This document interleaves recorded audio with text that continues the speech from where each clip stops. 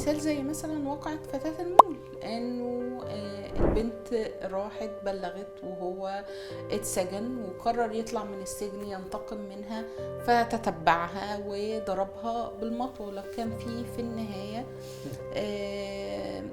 تعتيم او حالة اخفاء لبياناتها، وما كانش قدر يوصل ليها وينتقم منها بالشكل ده.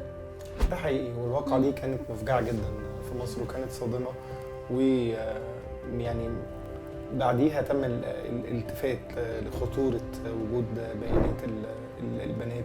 ويمكن هي مش المشكلة بس كمان البيانات، هي كانت المشكلة في عدم وجود ستات في الاسم أصلا. فأنا بضطر إن أنا أحكي الواقع مرة واثنين وثلاثة وأربعة لأمين الشرطة ولضابط الشرطة، ثم بقى للنيابة، ثم البروسيس. كل ده كان بيبقى أمر مرهق. وثانيا كل دي حلقات ممكن يوصل منها المتهم للبيانات، غير ان هو اصلا متاح ليه ان هو يوصل للبيانات طبق القانون. يا جماعه البيانات مكتوبه في المحضر، اسمه وتاريخ ميلاد وسن وكل التفاصيل، فكان بيقدر يوصل منها.